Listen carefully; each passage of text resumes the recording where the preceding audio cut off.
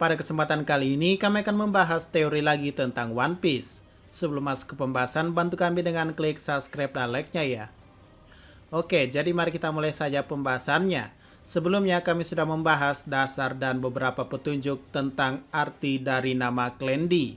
Namun itu belum menjawab siapa mereka sebenarnya. Maka dari itu teori ini ada untuk mengungkap arti kata D pada setiap nama tokoh di dunia One Piece. Seperti Monkey D. Luffy, Marshall D. Teach maupun Goldie Roger. Kita mulai dari Amatsuki Toki. Ia adalah satu-satunya tokoh atau karakter yang berasal dari abad kekosongan yaitu 800 tahun yang lalu.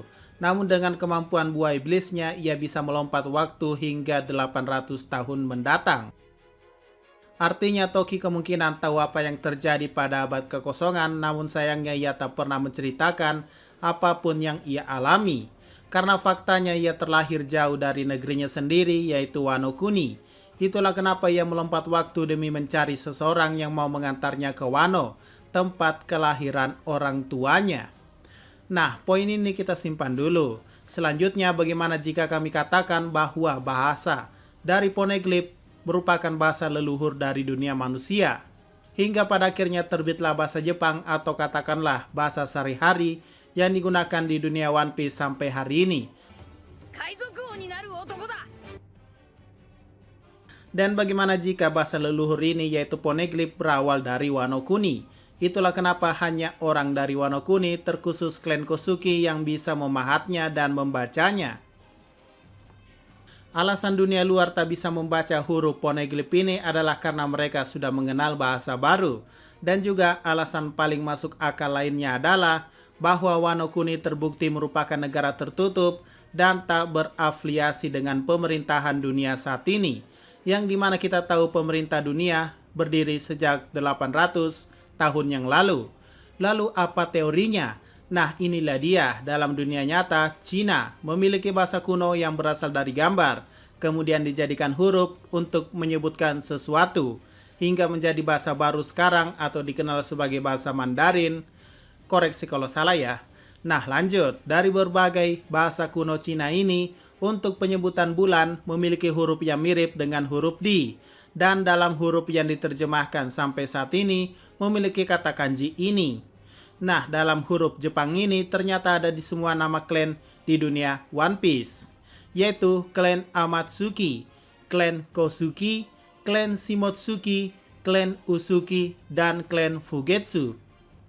Nah, mereka memiliki kata kanji yang sama semua, yaitu bulan. Sehingga kesimpulan yang bisa diambil di sini adalah huruf D pada nama Luffy dan tokoh lainnya kemungkinan artinya adalah bulan. Dengan kata lain, klan D merupakan orang bulan atau keturunan bulan.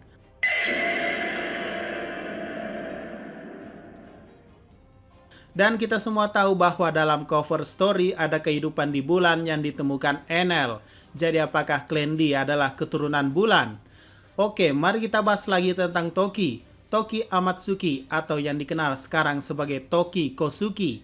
Karena kita tahu ia berasal dari luar Wano dan ingin kembali ke kampung halamannya.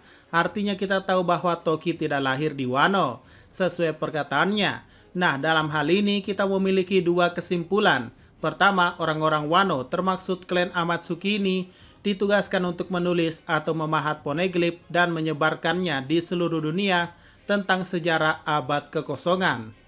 Atau kedua, dulunya memang benar bahasa Poneglyph adalah bahasa kuno, jadi tak heran Poneglyph ada di mana-mana, mulai dari Alabasta, Pulau Manusia Ikan, Pulau Langit, dan lain-lain. Dari dua kesimpulan ini, jika yang pertama benar, maka dari detail yang digunakan Luffy di atas kepalanya pada Ars Skype, yang merupakan ikan Shachihoko, makhluk mitologi Jepang yang mencegah kebakaran, kemungkinan besar berasal dari Wano atau Jepangnya One Piece. Bisa dilihat juga lambang Shachihoko ada terpahat di atap kastil Shogun Wano. Dan jika kesimpulan kedua benar, artinya Great Kingdom atau kerajaan besar yang hilang yang disebutkan oleh Profesor Clover merupakan kerajaan yang memiliki afiliasi di seluruh dunia. Bisa jadi kerajaan inilah yang juga memiliki bahasa leluhur tersebut atau bahasa Poneglyph tersebut. Jika pemerintah dunia memiliki 170 negara yang berafiliasi dengan mereka, Maka bagaimana kami katakan jika Great Kingdom juga melakukan hal yang sama, yaitu memiliki afiliasi pada beberapa negara di dunia? Itulah kenapa Poneglyph ada di Alabasta, karena dulunya Alabasta adalah bagian dari pemerintahan dunia sebelum masa pemerintah dunia yang kita kenal selama ini. Ini juga termaksud pulau manusia ikan, Zou, Wano, Skype, dan masih banyak lagi. Jadi apakah ini masuk akal? Kerajaan ini disebut sebagai Great Kingdom yang artinya kerajaan besar. Oh my God! Sebuah bentuk pemerintahan yang ada sebelum zaman pemerintahan dunia yang sudah berdiri selama 800 tahun. Yaps, mungkin teori ini lari-lari ke lain, mulai dari misteri Klendi sampai misteri Poneglyph.